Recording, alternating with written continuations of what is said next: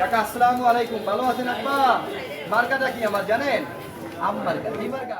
অন্যান্য প্রার্থীদের মতো তার টাকা পয়সা নেই, তবে মাত্র ৩০,০০০ টাকা জমিয়ে নির্বাচনী প্রচারণায় নেমেছেন এই ব্যক্তি। দলের কর্মী সমর্থকদের চালাবেন এমন সামর্থ্য নেই, তাই বাধ্য হয়ে একাই লিফলেট বিতরণ করে ভোট চেয়ে বেড়াচ্ছেন। ন্যাশনাল পিপলস পার্টির প্রার্থী হিসেবে ভোলায় মাঠ চষে বেড়াচ্ছেন কবি মিজানুর রহমান। ভোলা সদরের ভেদুরিয়া ইউনিয়নের পশ্চিম চরকালি গ্রামের এ যুবক একসময় নৌবাহিনীতে চাকরি করতেন।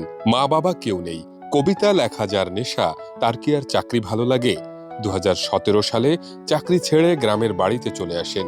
চাকরি ছেড়ে দেওয়ার কারণে অভিমানে স্ত্রীও তার কাছে চলে গেছে।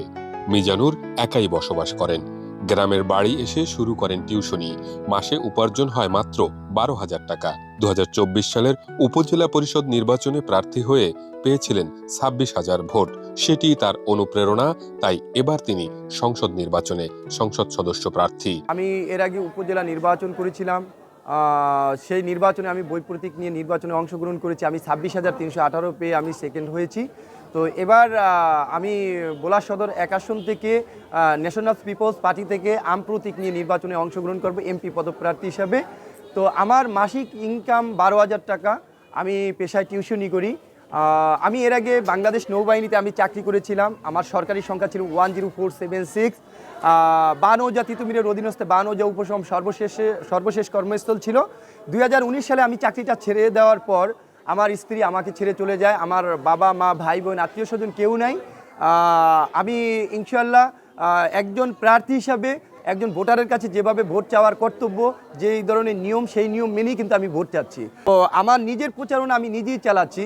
আমার মাসিক তেমন কোনো ইনকাম নেই। আমি মাত্র ৩০,০০০ টাকা আমি এবার নির্বাচনের ব্যয়ের জন্য আমি ব্যবহার করব। এই টাকাটাও সাধারণ জনগণ আমাকে দিয়েছে। একজন কেন আমি নির্বাচন করতে চাই বা কেন আমি জনপ্রতিনিধি হতে চাই, যদি বলতে গেলে এই বিষয়টা হবে, সেটা হচ্ছে যে একজন জেলের কাছে যখন যায়, একজন জেলে বলে যে আমি একজন জেলে, অথচ আমি একজন জেলে কার্ড পাই না। স্থানীয় যে সুযোগ সুবিধাগুলো, সেগুলো কিন্তু সাধারণ জনগণ নিতে গেলে সেই সুযোগ সুবিধাগুলো তখন তারা টাকা ছাড়া সেই সহায়তাগুলো মিলে না। তো একজন ভোটার বলে যে একজন প্রার্থীকে আমরা সরাসরি এভাবে দেখি না যে নিজের ভোট নিজে চাওয়ার জন্য যেই ভোটটা আপনি আপনার ভোটটা সরাসরি কিন্তু প্রার্থীর সাথে জনগণের সাথে কথা বলছেন প্রার্থী হয়ে। তো এই ভোটগুলো ইনশাল্লাহ জনগণ দিতে চায়। এই জন্যই সর্বপ্রথম আমাকে সেটা হচ্ছে যে আমি জনগণের সাথে সরাসরি কথা বলি, আমার নিজের প্রতীকটা জনগণের কাছে সরাসরি কিন্তু আমি তুলে ধরি। এজন্য জনগণ আমাকে ভোট দিতে চায়। ভোলা শহরের অলিগলি পাড়া মহল্লা থেকে শুরু করে প্রত্যন্ত গ্রামে ঘুরে ভোটারদের মন জয়ের চেষ্টা করেন মিজানুর বলেন, প্রার্থীরা কথা দিয়ে কথা রাখে না, দরিদ্র মানুষদের কথা শোনে না। এটা খুবই কষ্টের, তাই জনসেবা করতেই তিনি জনপ্রতিনিধি হতে চান। এই সাধারণ জনগণের কাছে কিন্তু আমি হেঁটে হেঁটে প্রচারণা যখন যাই, তখন নদীর পাড়ে যখন যাই, তারা কিন্তু স্বাভাবিক একজন প্রার্থীর কাছে তারা কোনো কিছু চায় না, শুধু একটু আনন্দ চায়। এই যে হারমোনিয়াম দিয়ে যখন গান শোনাই কিংবা একটা কবিতার মাধ্যমে ছন্দ যখন তাদের আমি বলি, তখন তারা এই আনন্দের মাধ্যমে আসলে সব কিছুই কিন্তু তারা টাকার যেই পেশি শক্তি, অনেকে কিন্তু টাকা দিয়েও কিন্তু ভোট চায়। তো অনেকে কিন্তু টাকাও তাদের কাছ থেকে নিয়ে কিন্তু ঠিক আছে ভোটটা কিন্তু কবি মোহাম্মদ মিজানুর রহমানকে উপজেলা নির্বাচনে দিয়েছিলেন ২৬,৩১৮ ভোট। দেখেন, একজন লোক যদি আমার সাথে আমি যদি রাখি, তাকে অন্তত না হলেও কিছু খরচা তাকে দিতে হয়, ৩০০, ৪০০, ৫০০। এখন এই সামর্থ্যটা তো আমার নাই। আমি তো পেশায় এখন বর্তমানে টিউশনি করি।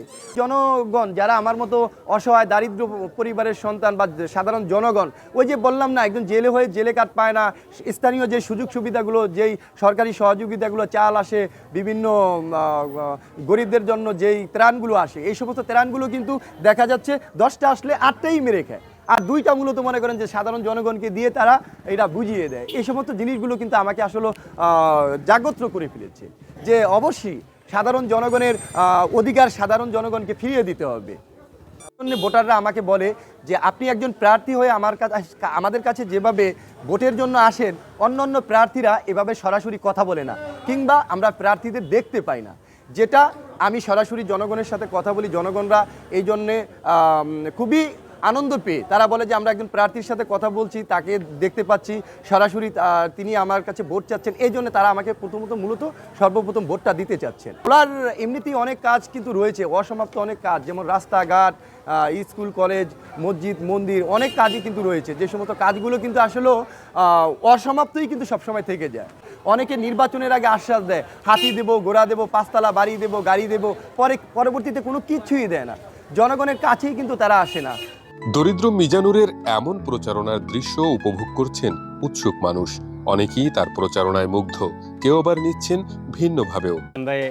দেখলে আশেপাশে লোক দেখলে নিজের একটা কাগজ ধরে দেয়, এবারে কত কিছু খোঁজে না, চায় না, লোক ভালো দেখতে দেয় যে অনেক আগের তো নিয়ে এতে আপনার কাগজ বিতরণ করে।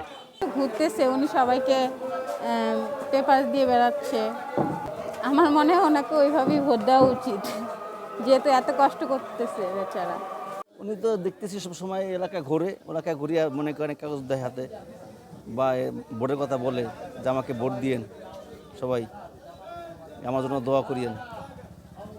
না, ব্যাপারটা আমাদের কাছে খুব ভালো লাগছে। উনি প্রত্যেক বছরই নির্বাচনের সময় প্রত্যেকে ভোটারের দ্বারে দ্বারা এসে নিয়ে যাতে কাগজ বিলি করে, জিনিসটা খুব ভালো লাগে। কিন্তু অন্য এমপিরা তো নির্বাচন করে কিন্তু তার কাছে আসে না, তারা এই সামলেট দিয়ে দেওয়া যায় আর মাইকিং প্রচার করে, ওনার প্রচার উনি নিজেই করে, এই জিনিসটা খুব ভালো লাগে।